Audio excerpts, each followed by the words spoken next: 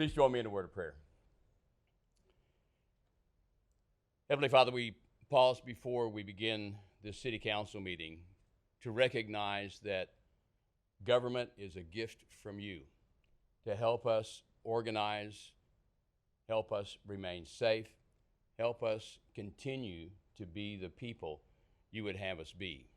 So thank you for the service of those who serve us on a regular basis here. We ask your blessing upon this city, a very special place in which to live. We also ask your protection upon those who protect us, our first responders. Father, as we go about our business today, remind us always that we are witnesses and examples of who you are by the way we serve those around. Thank you for that service. We ask these things boldly, not because we deserve to, but because we come in the name of your Son. Amen. Amen. Thank you, Ralph, and thank you, Lynn, for coming on this auspicious occasion to hear Ralph pray one more time here in front of us. I pledge allegiance to the flag of the United States of America and to the republic for which it stands, one nation, under God, indivisible, with liberty and justice for all. Honor the Texas flag. I pledge allegiance to thee, Texas, one state, under God, one indivisible. There you go. Pretty close. You guys are very loud. Yeah. Thank you. Good job.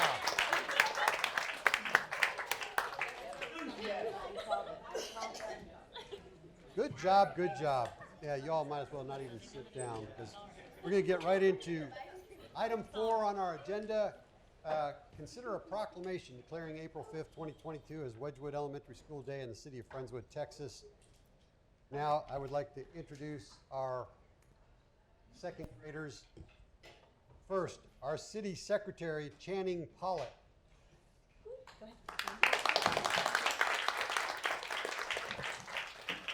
Council member, position 6, Bryland Baker.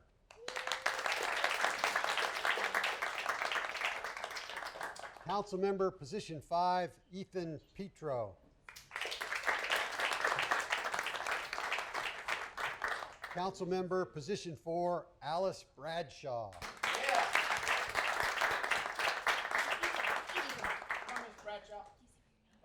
Mayor, Noel Hatala.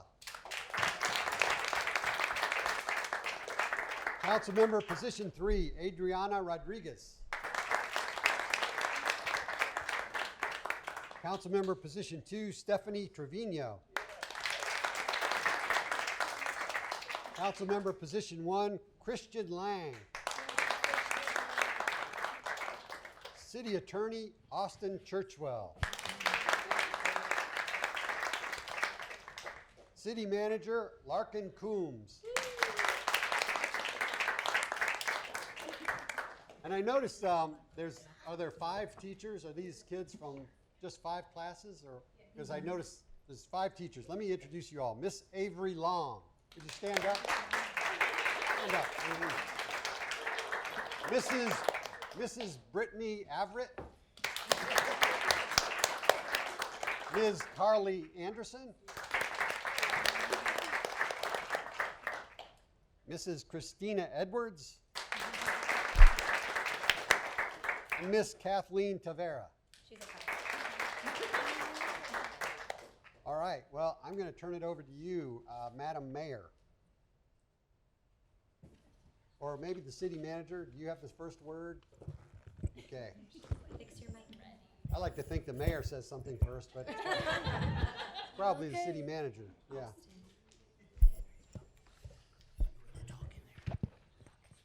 Mayor and Council, tonight you have before you a proposed proclamation declaring April 5th, 2022, Wedgwood Elementary Day in Friendswood, Texas.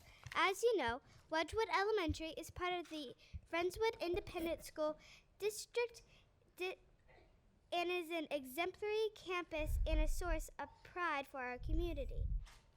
Has our city attorney approved the wording of our proposed proclamation?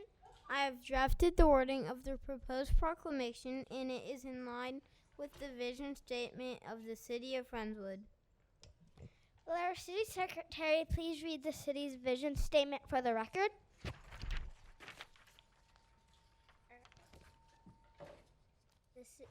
The city of Friendswood has the following statement as its vision. Together we build our future in a friendly place to live, work, play, and worship. I'll now read the proposed proclamation. A proposed proclamation of the City of Friendswood, Texas, declaring April 5th, 2022 as Wedgwood Elementary Day in the City of Friendswood, Texas. It is now time to take a vote. Do I have a motion to accept the proposed proclamation? I move to accept the proposed proclamation as presented. I second that motion. Any discussions? At Wedgwood Elementary, we pledge to be kids with character and we pledge to be bucket fillers. At Wedgwood Elementary, we will be honest, reliable, and worthy of trust. We will be responsible and fair, doing what we must. At Wedgwood Elementary, with our words and actions, we show that we care. We will be good citizens and do our share. At Wedgwood Elementary, we will respect ourselves and others too. We will expect the best in all we do.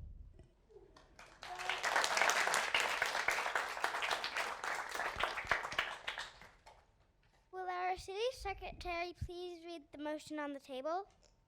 We have a motion by Councilmember Christian Lang and a second from Councilmember Stephanie Trevino to accept a proposed proclamation of City of Friendswood, Texas, declaring April 5th, 2022 as Wedgwood Elementary Day in the City of Friendswood, Texas. We have motion and second. All in favor, please raise your hand. All opposed, please raise your hand. Motion passes 7-0. Congratulations, Wedgwood Elementary School. This Council for a Day meeting is now adjourned.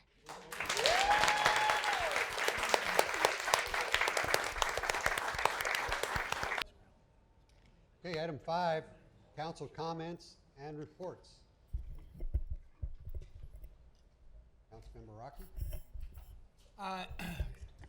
Library things. First of all, I wanted to report that the gala went off very well, and I want to also say that the bottom line was we made about $43,000, a little bit over that, during the gala, and there's another $1,000 or $2,000 from some of the Friends projects. So we have roughly $45,000 to donate to the library, which is hopefully going to look for a mobile book van.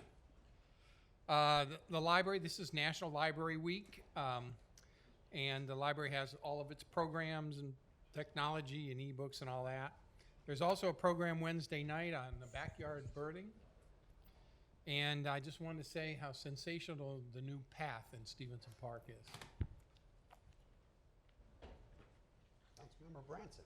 So, I just wanted to let folks know that the Friendswood Community Prayer Breakfast is going to be this Saturday, not the following. And Pastor Ralph Hobrosh was our speaker last month. This month is going to be broadcaster Bruce Munsterman, and he is the president of the Houston Christian Book Broadcasters, So he actually broadcasts out of, and I know Mo will love this, right out of U of H. Anyway, it should be very good. It'll be at Friends Church, and they start at 7:30 in the morning, so please feel free to come. Also wanted to mention that the Galveston County Historical Commission only has 4 meetings per year. And last year they came to the Friendswood School Museum, and they're coming back again this May to the Friendswood School Museum. So we're very excited to have them because they have the entire Galveston County that they can visit museums, and they've actually chosen Friendswood twice, 2 years in a row now. So we're very excited. I'd also like to compliment Stevenson Park. The grand reopening was wonderful. Thank you, James. That was beautiful. And congrats to Natasha. Love her butterfly chair. And then also congrats at, was it the 5th best park in the Bay Area? So that was pretty exciting as well. And I can't recall what the accolade was, but we also got something for safety. Chief needs some recognition here. I plan to recognize them during City Manager's report, but thank you. You'll hear about that in the City Manager's report. That's all I have. Does anybody else have a report after Sally gave the whole? I think Sally covered it all. Trish, you got some. You don't have anything? No. No, you're good? Good. Okay, let's move on. Basketball game.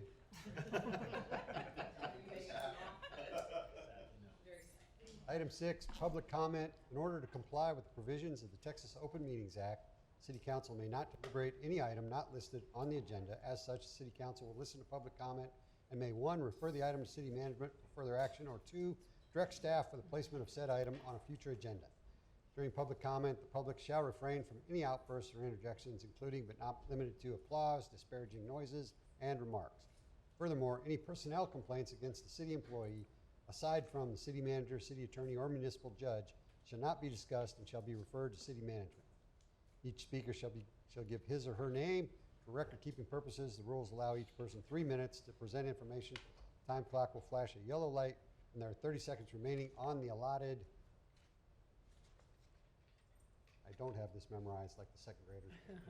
And flash a red light when the beeping sound when the time has expired. Please wrap up your comments at that time. I have one card, Janice Lowe. It just keeps getting longer and longer, yeah.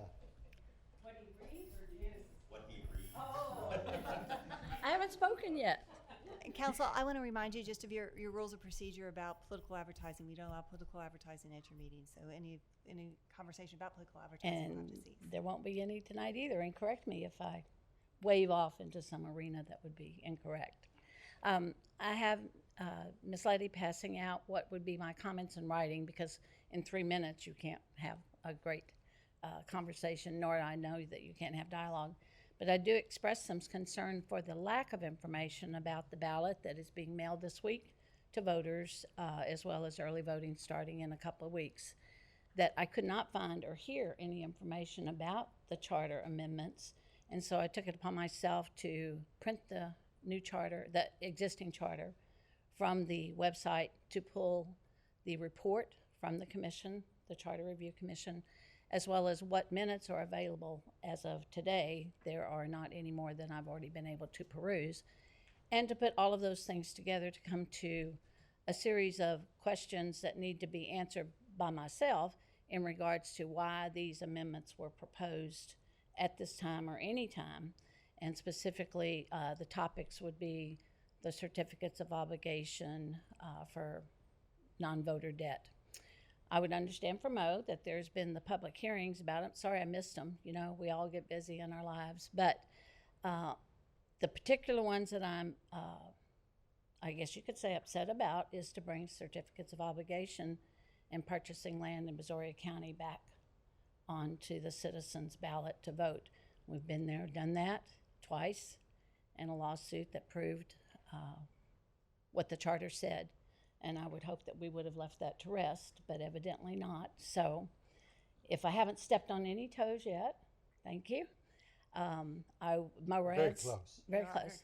Morad says he has some information for me. I will seek to continue to find it. I told you that in my handwritten note, that I'm ready to receive new information, but I can't find positive information yet, just letting you know. Thank you. Thank you, Janice. Item 7, committees or special reports. A is receive the 2021 Annual Comprehensive Financial Report. Lupe, good to see you. Good evening, Mayor and members of City Council. It's my pleasure to be here tonight to present to you the results of the city's fiscal year 2021 financial statement audit and federal single audit. In addition to myself, Dan Hernandez was the senior manager on the engagement, Brooke Fuller was the senior associate, and Donald Wynn was the associate performing much of the detailed test work. Tom Peterson was the concurring partner. His level of participation in the engagement was one of quality control. He has over 40 years of experience. So he reviewed both the annual comprehensive financial report, the federal single audit report, and key work papers in our audit file. The audit process itself takes several months to complete. It's broken up into 2 phases. During the first phase of field work, we focus on internal controls. We determine which federal program will be the major program in fiscal year 2021, and we perform a majority of the compliance testing. Once the fiscal year has completed and the city has had an opportunity to post all its closing entries, we return for final field work. At that point in time, we're focused on the information that's going to be reported in the annual comprehensive financial report. So we're gathering information, confirming it with third parties, corroborating it with documentation provided by the city, and performing a variety of substantive procedures. Over all these months, we're performing audit procedures to acquire enough audit evidence to express and support our opinion on the financial statements. As auditors, we can express one of 3 opinions on the financial statements. I'm happy to report that our opinion on the city's fiscal year 2021 financial statements is an unmodified opinion. That's the best outcome in a financial statement audit, and so that opinion is included within the city's report at the beginning of the financial section. It indicates that the city's financial statements are fairly stated in all material respects and that they've been presented in accordance with generally accepted accounting principles. Because we do perform the compliance audit over the federal grants, we're also required to issue 2 additional reports. The second report is on the city's internal controls over financial reporting and on compliance that's material to the financial statements. Had we found any material weaknesses or significant deficiencies in internal controls or any non-compliance, that would be reported here. But those types of items did not come to our attention as a result of our audit procedures. So nothing like that was reported in this second report. And then the third report is on the city's administration of its federal programs. For fiscal year 2021, the major program was the CDBG grant, or the Community Development Block Grant, and the Flood Mitigation Assistance Grant Program.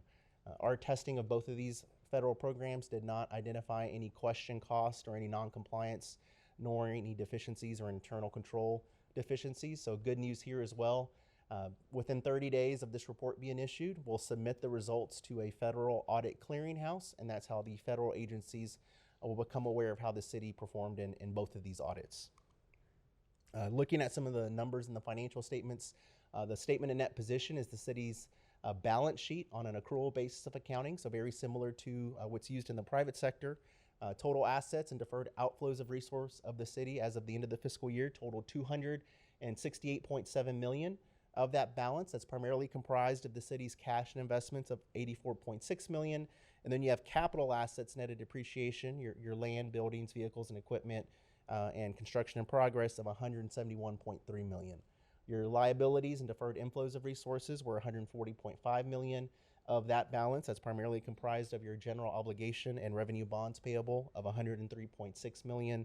And you have 2 liabilities that the city reports in its financial statements related to retiree benefits. The first is the net pension liability with the Texas Municipal Retirement System, $9.7 million. And then you have retiree health care benefits, the OPEB liability of $1.9 million. The difference between your assets and your liabilities and your outflows and your inflows is the net worth of the city as of the end of the fiscal year, and that was $128.2 million as of the end of the fiscal year. Looking more at the long-term liabilities, because that's the largest portion of your liabilities, you can see that the total was $127.3 million. If we start at the top, your general obligation bonds did increase from the prior year. You did make regularly scheduled principal payments, but you also issued some general obligation improvement bonds and refunding bonds during the year. With revenue bonds, there was an increase there as well because you did issue revenue bonds in your utility area, so there was an increase in revenue bond liability there. You have capital leases of $1.7 million. The next 2 liabilities we just discussed, the OPEB and pension liability. Bond premiums, there was an increase there. That was related to the 2 issuances of debt. There were some premiums related to those issuances that get amortized over the life of the debt, so that explains the increase there. And then you have uncompensated absences of $1.1 million. Those are balances that have been earned by city employees for time that has not been taken. And so there are your long-term liabilities as of the end of the fiscal year. Looking at your fund financial statements, the general fund is the city's main operating account. A fund balance in the general fund increased by $355,000. Your bond construction fund had a positive change in fund balance of $12.3 million. This is the fund where the proceeds from you issuing debt were accounted for. So that explains the increase in fund balance there. That ending fund balance of $15.2 million will be spent in the coming years on your capital projects. And then you have a column labeled your non-major funds. So these are all your governmental funds that don't meet the definition of a major fund aggregated into one column. You had a change in fund balance of $2.7 million there for an ending balance of $2.7 million. As far as the general fund's performance compared to budget, actual revenues exceeded budgeted amounts by $1.4 million. Your expenditures were less than budgeted amounts by $4.6 million. Overall, as we saw in the previous slide, there was a positive change in fund balance of just under $400,000.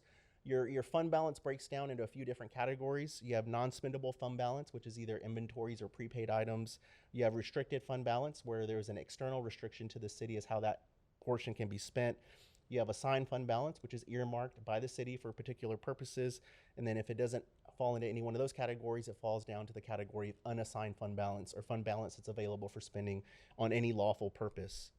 So looking at that unassigned fund balance, that represents 36% of your general fund expenditures. That's a very healthy position for a governmental entity to be in.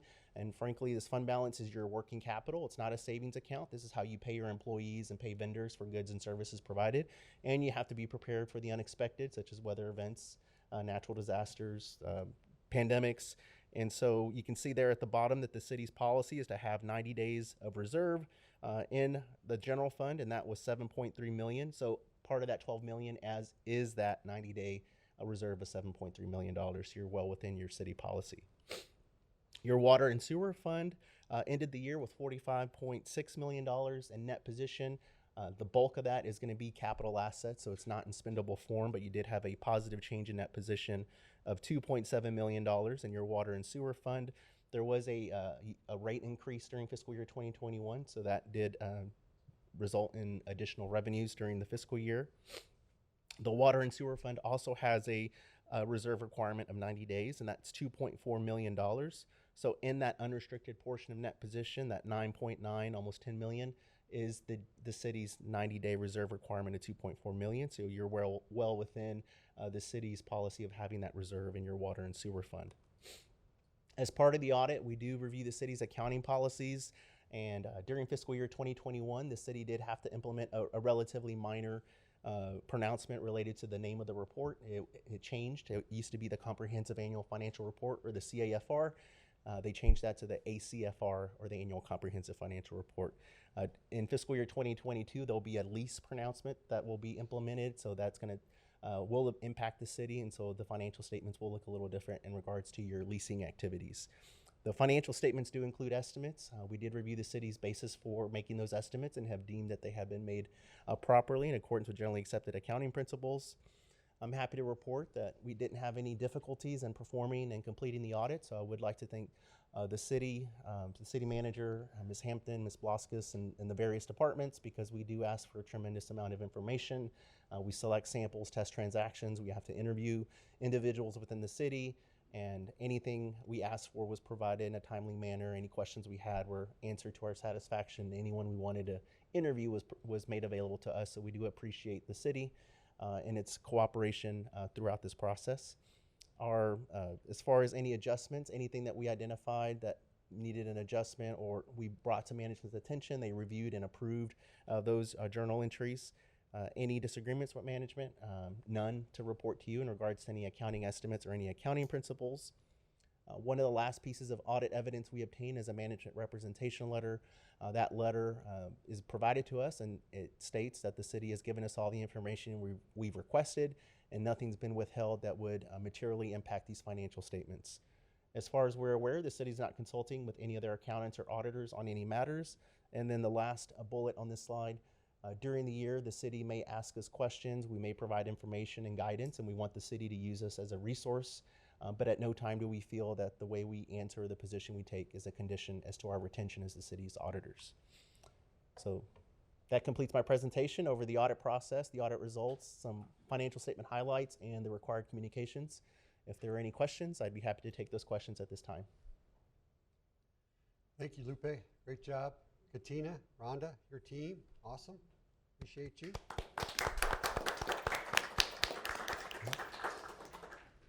See you next year. Thank you. Receive the Keep Friendswood Beautiful annual report. Mr. Mayor, I was told that KFB, Paige Steinke, the new chair, is running a little bit late. So we may have to move on from that agenda item unless they've come since. Happy to move on.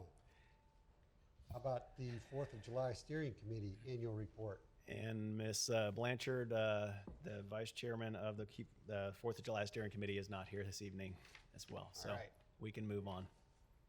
Good They're probably thing we had all that at home financial rooting report, for the audit Kansas. report. The people that we pay to be here are here. So. Yes. Okay, item 8, proposed amendment to Appendix C zoning ordinance regarding garden homes. I now call to order this public hearing regarding proposed amendments to Appendix C zoning, Section 2, establishment of districts, Section 6, non-conforming uses, structures, and lots, Section 7, Schedule of District Regulations, Section 8, Supplementary District Regulations, and Section 20, Definitions of the Friendswood City Code to remove the multifamily residential reference from the Garden Home District, Zoning District, and establish architectural and site-related requirements for garden home developments. Aubrey, are you going to summarize? Yes, sir, I will. I'll be brief. Good evening. So the Planning and Zoning Commission has been working on some amendments to the Garden Home District Ordinance. The purpose of the Garden Home District is, we don't have slides in there, is to basically use the wall of a house to be a fence, and so that you have more green space between the homes, because they are smaller lots. Our minimum lot size for garden homes is 60 by 100. So that zoning district was created in 1992, and a lot of amendments were made to the ordinance over the years, and I think just some of the architectural requirements in the ordinance got lost. So we're just trying to clean it up a little bit. So the purpose of the proposed amendments to the ordinance include removing the multifamily reference. They are single-family detached structures, so it's always bothered me that it had MFR on there. So we're going to clean it up. In there? I think so. It used to apply for a garden home district, you had to be multifamily zoning, and so they related them somehow. So we're going to remove the intent of the garden home district from being from being for geographical limitations and flooding, and then we're going to add design criteria that require 50% or more of one side of the structure to be located within 1 foot of the 0 foot side of the lot, to reference adopted building codes which regulate the type of openings and projections on a 0 foot setback. Gutters required if the roof slopes towards adjacent property, and requiring an access and maintenance easement along the 0 foot lot line side as well.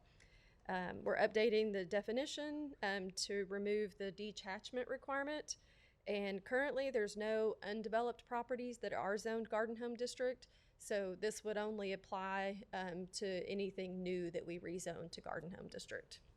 The commission had their public hearing, and the vote was 6-0. We had one commissioner absent, but they are in favor of the proposed changes. Thank you. There being no one signed up to speak on this item, I now close the public hearing and move on to item 8B. Consider the first reading of an ordinance amending Appendix C zoning, Section 2, Establishment of Districts, Section 6, Nonconforming Uses, Structures, and Lots, Section 7, Schedule of District Regulations, Section 8, Supplementary District Regulations, and Section 20, Definitions of the Friendswood City Code to remove the multifamily residential MFR reference from the Garden Home District, Zoning District, and establish architectural and site-related requirements for garden home developments. Do I have a motion? Motion to approve. Second. Okay, I got a motion from Councilmember Griffon and a second from Councilmember Scott. Anyone want to discuss this further? All in favor? Thank you, Richard. Good job. Planning and zoning. Ms. Back up. If council may back up to the KFB report, Ms. Stanky's here. All right, Ms. Stanky. Let's see here. I have it here. Receive the Keep Friendswood Beautiful annual report. Sorry.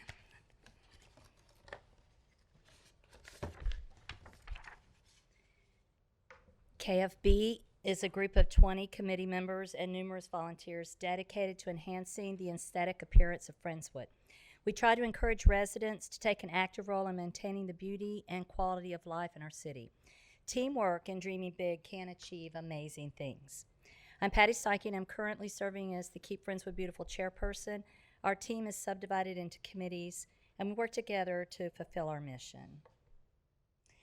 Education is one of our committees. During the past year, our education committee conducted outdoor classes for children and adults.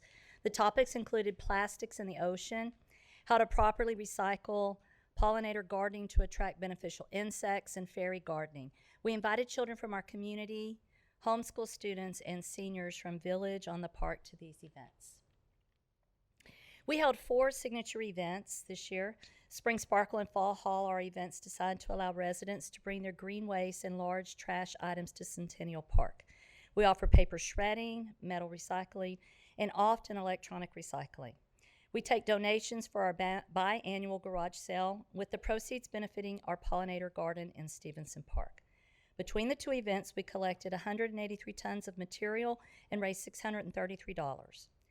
The 2022 Spring Sparkle is this Saturday, April 9th from 8 a.m. till 2 p.m. at Centennial Park. Santa in the Park returned this year with over 8,000 people attending. The Holiday Lighted Trail returned for the second year, including the Letters to Santa mailbox. The annual tree lighting was spectacular. What a great annual tradition this event has become. Our annual tree giveaway in January, we gave away 100 red and live oaks, and they were distributed to Friendswood residents within 1 hour. Planting a tree helps improve air quality, provides habitat for wildlife, provides energy savings, and reduces noise pollution. In other words, planting a tree helps improve our environment. Special thanks to Todd Mendenhall, who helps us secure the trees every year. Our Adopt a Highway program continues. Volunteers work 3 times a year to clean litter and debris on Friendswood Drive from the HEB shopping area to the League City boundary, picking up approximately 12 to 15 bags full each time. KTB Committee Chair Michael Fernandez organizes this important event for us. Certainly, our most delightful program is our ferry trail. Designed and maintained by volunteers led by Sean Potter and Natasha McAdoo. Located in Stevenson Park, the trail received the Houston-Galveston Area Council Annual Parks and Natural Areas Award.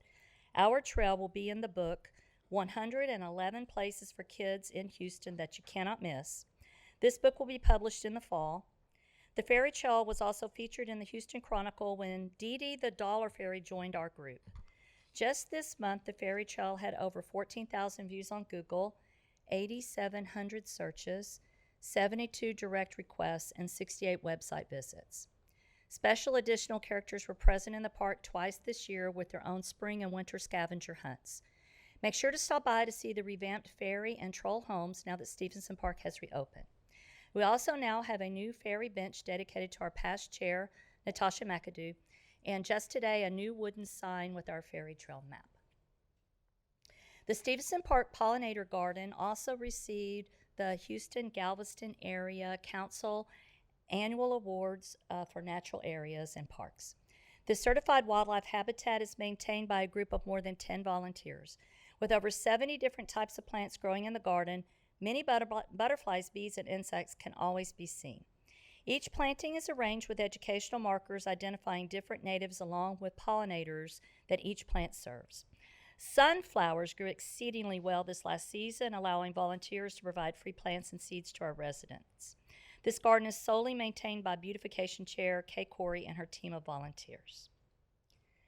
Keep Friendswood Beautiful is especially proud that we were the Category 7 winner of the GCAA for our outstanding efforts in community improvement in 2021. In other words, we were recognized for our work to keep our community beautiful. The $250,000 award can be used to enhance a Texas roadway. Our plans for these funds include an entrance arch over Stevenson Park, which you can see an artist sketch there. Also, completion of streetscaping on Friendswood Drive near Eagle Lakes and repainting of our bridges. Other events we participated in this year include the 4th of July Parade. Vijay Mahal spearheaded this creative entry for the theme Past, Present, and Future. At the Movie in the Park screening of A Bug's Life at Centennial Park in July, we had a program on snakes. Our annual photo contest had approximately 100 entries last year. This annual event runs April 18th through the 13th of May, and this year we have $850 in sponsorship prizes. A special thanks to Brandy Fernandez and Sean Potter for helping to secure these sponsorships. Continuing programs include our $2,000 matching grant, which went to the Windsor Estates HOA this year. They used the funds to enhance their entrances. All businesses and HOAs located within the city limits of Friendswood are eligible to apply for the Keep Friendswood Beautiful grant incentive. Applications are currently being accepted through April 30th. We have 6 different groups that volunteer to maintain a bed in Stevenson Park through our Adopt a Spot program, including the centerpiece of Stevenson Park, our gazebo. The Business Beautification Award went to 3 deserving businesses in 2021, the Blue Monkey, Friendswood Dermatology, and JJ's Car Wash. Figgy is Keep Friendswood Beautiful's mascot, a squirrel on a mission to educate everyone on keeping Friendswood beautiful and clean. Figgy is an instrumental part of Keep Friendswood Beautiful, and it's on our board. It participates in educational presentation, conferences, and special events like our ribbon cutting just this past Friday. It's the lovable, furry face of our organization. Mustang Field at Old City Park is our newest project. This site will be a beautiful area in the future with wildflowers and seating. Diana Hall organized the Bluebonnet seating at this location. Homeschool student Andrew Shelley was instrumental as he donated the seeds and worked to complete his service project. Kay Corey and her junior master gardeners assisted. Our committee would like to say thank you to the City of Friendswood Mayor, Council, and staff for your continued support. The employees of Parks and Rec have been tremendous, working hard to provide creative ideas and solutions. Kimberly, James, Catherine, and Natalie's diligence and professionalism are exceptional. We thank you for your support, leadership, and funding, allowing us to keep Friendswood beautiful. Thanks, Patty. Good job. Thank you for stepping up. Thank you, and thank you for receiving me late. Yes, right.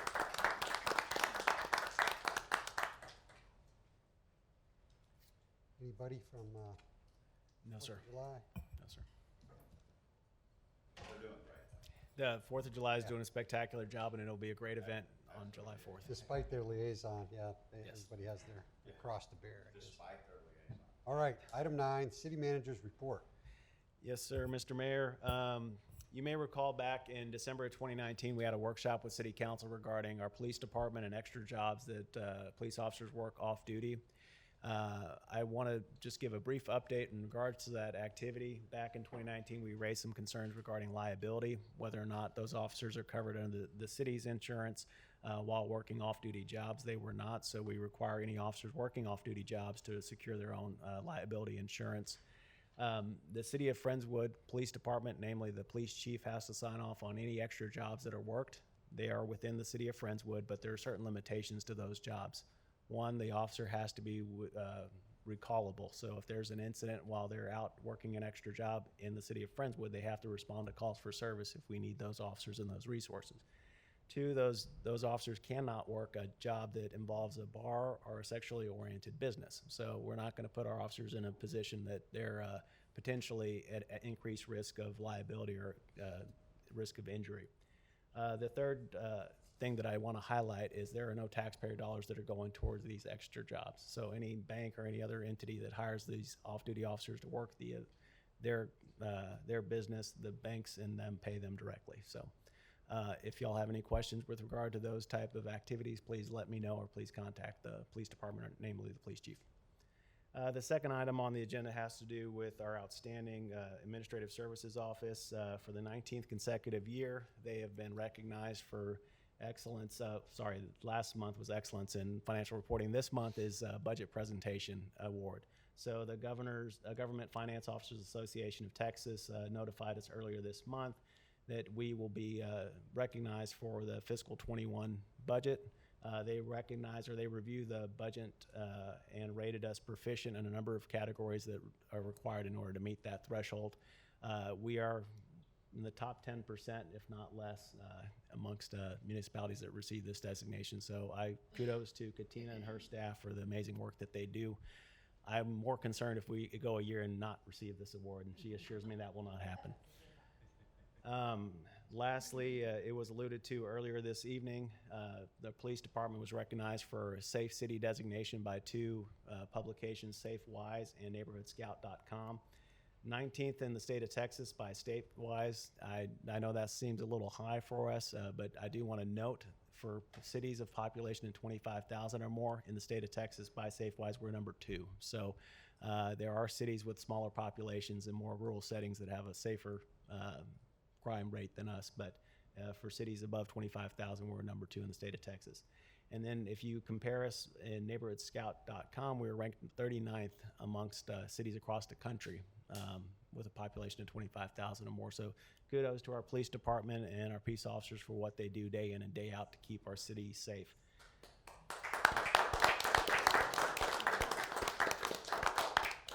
And lastly, I didn't have this on the agenda, but Spring Sparkle is this Saturday.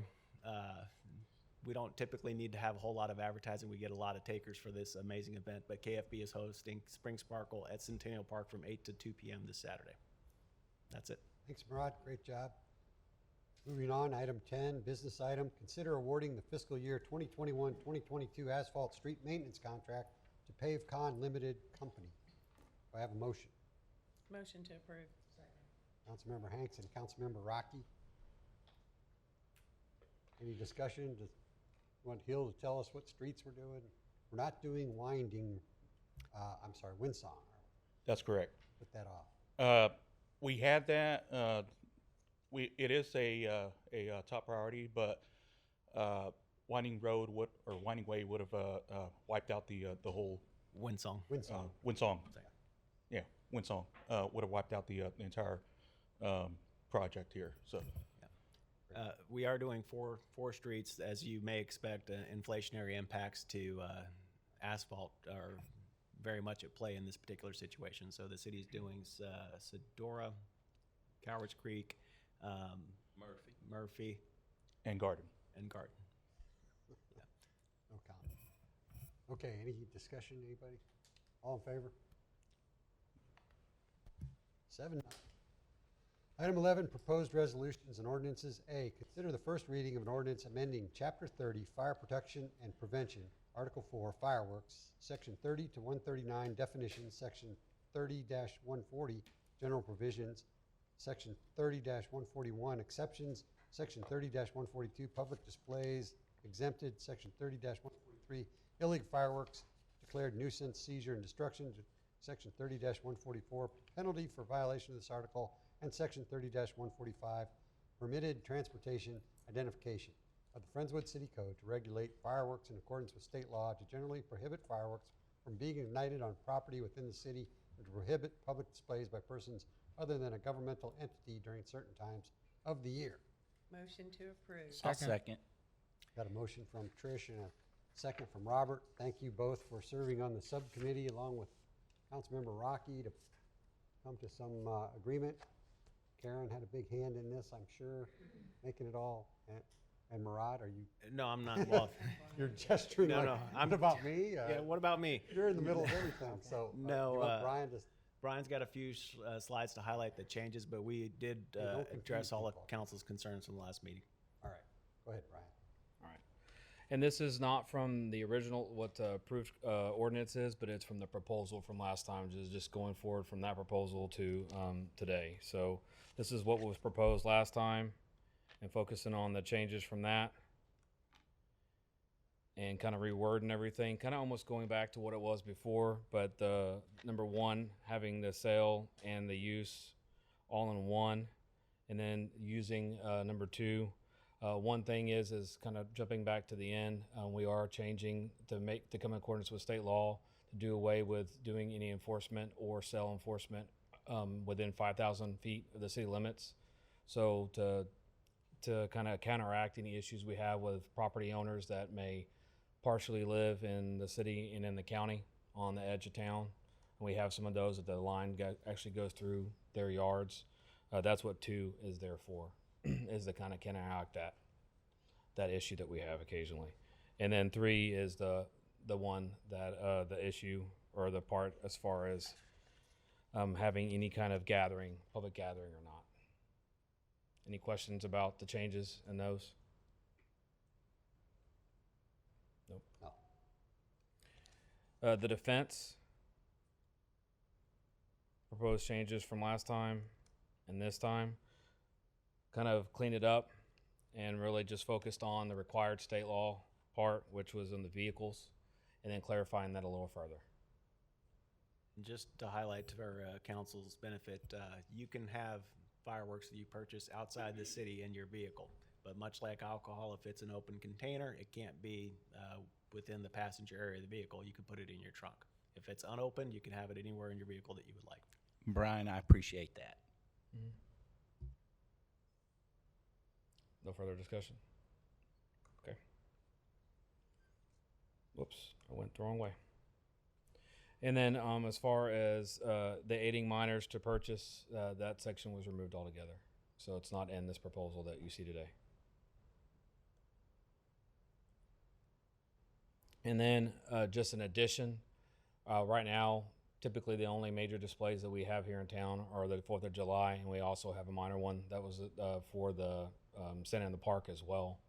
But making that available to, as long as they can meet the requirements of getting that ordinance from the state and also from us, getting that permit, that they can have a permit as well for a display if they can meet it. So the only thing that we did is limit that. So during the course of New Year's and 4th of July, when we have a lot of impact, that you can't have it on top of that, what we're doing for the city already.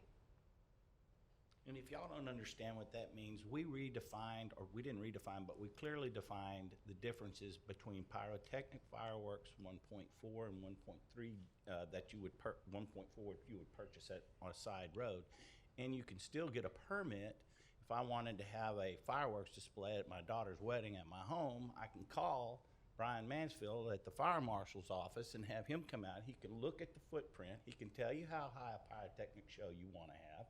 Or if Tanos would like to have a grand opening at his new building over here and he's got that water area over there that he's going to turn into a park, he can call the fire marshal, get a permit, and fire marshal can come out, take a look at it, and put on a fireworks display. I think it's brilliant. Way to go, Brian. I really appreciate that. Everything y'all did here was right down the line perfect. And if people want to obey the law, let them call you and get a permit. Just Can't do it on your birthday, though. No, you can't do it on my birthday. His Or on birthday is Christmas. December 25th. No, just a little early. Can't do it on the next. Yeah, all right. And then this was the part about the making it the violation for the nuisance. So this is the part eliminating only here in the city limits. The old original ordinance had the 5,000 feet. That was eliminated altogether. So I do want to make a comment before you move on. Yep. So we did make it so that people could get a permit, but the permit is not easy. No, So it is not. The parameters of the permit still call for a lot of professional Correct. oversight and a lot of things for someone to do that. And it's spelled So I out don't want fully. people to be afraid and think that people could start getting permits now to have big fireworks shows, and there are a Right. lot of constraints to that. It's spelled out very clearly in the ordinance, but also between state law and us as what you can and what you can't do. Right. Correct.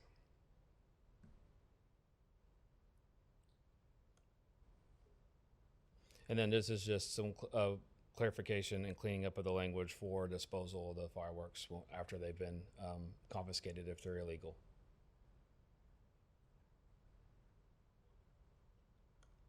And that's it. Thanks, Brian. Any more? Have a motion now, second. Got a motion and a second. Further discussion? All in favor? Opposed? 6-1. Thanks again, Steve, Trish, Robert. Good work. Okay, item B, consider the second and final reading of an ordinance amending Appendix C zoning, Section 7.J PUD, Planned Unit Development, general purposes and description of the Friendswood City Code to add criteria to qualify for a PUD, to decrease the percentage of allowable change in land use, add an expiration of 2 years, and add standards for revocation. Do I have a motion? Move to approve. Second. Robert and Trish. Any further discussion? All in favor? 7-0. Item C, consider the first and final reading of an ordinance amending the city's general budget for fiscal year 2021-2022 by approving Budget Amendment 7 and providing for supplemental appropriation and/or transfer of certain funds.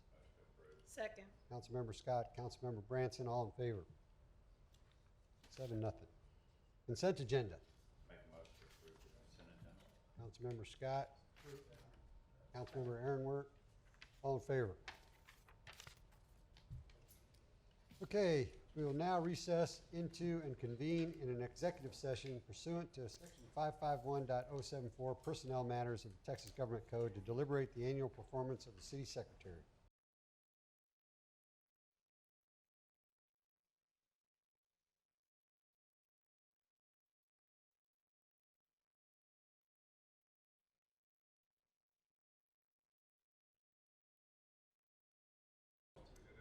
I now reconvene our open meeting of the Friendswood City Council and announce that in accordance with section 551.102 of the Texas Government Code, no action was taken in executive session. Item 14, discussion and possible action. Consider and take possible action regarding the city secretary's annual review. I need a motion. I'd like to make a motion to increase our city secretary's salary by. As agreed to. Do I need to state the percentage or just say as agreed to? You'll need to state the percentage. of Okay, I your thought action. so. Of 6.89%. And before I finish, I'm finished with the motion, there's a period there. But Letty, everyone was very, very complimentary of you, and you've done a great job. Thank you. I have a motion. I need a second. Second. Steve Rocky made the second. All in favor? All right. All opposed? Nice. Make a motion. Meeting is adjourned.